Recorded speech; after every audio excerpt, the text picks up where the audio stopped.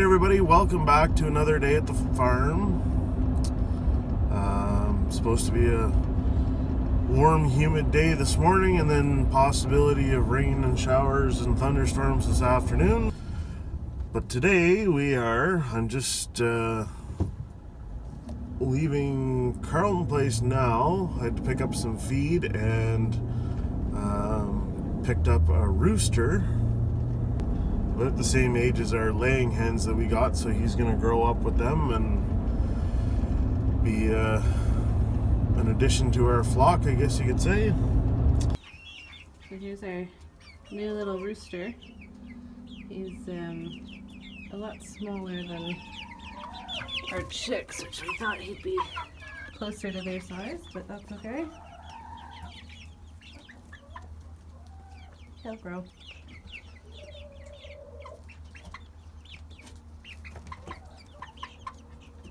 And now I am on my way to my parents' place.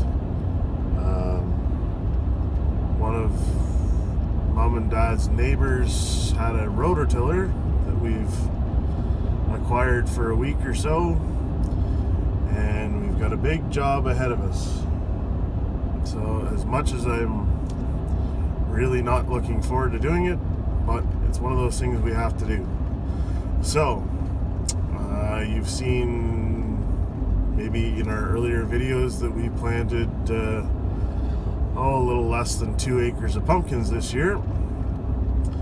And it's been such a wet, awful year that when I should have been on the field spraying them to keep the weeds down, I couldn't because the field was too wet and I would have made a mess and got stuck with the tractor and just wouldn't go well.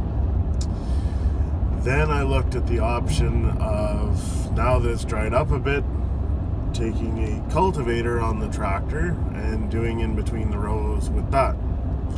But the problem with that now is that because it's been late, because I've got so far behind on everything, that the pumpkins are actually starting to trail. So you have your main plant and then the offshoots run out, and that's where your pumpkins actually grow. So I can't go in there with a cultivator. And the reason I can't spray now, actually I missed that part, but anyway, the reason I can't spray now is that the blossoms are out on the plants. And once you have blossoms out, you can't spray, or the spray will kill the blossoms, and then you have no pumpkins, so it's kind of pointless. So we've now decided that in necessity that we have got this rototiller, and we are going to spend several hours walking up and down the field with a rototiller in between the rows so I can go around any of the trailing parts and everything else and hopefully get it cleaned up a bit. And the problem is that the weeds, it's mostly grass right now, there's not so much weeds, but the grass is coming back up in the field, and anytime you have excessive grass or weed pressure, it affects the yield because it's taking other moisture that you don't need. The plants can't get the sunlight it needs, and so on and so forth. So it's kind of what we're going to be tackling. So I got to go and pick it up, take it back to the farm, and see what we can do with it. And hopefully things will work out and it'll do what I want it to do.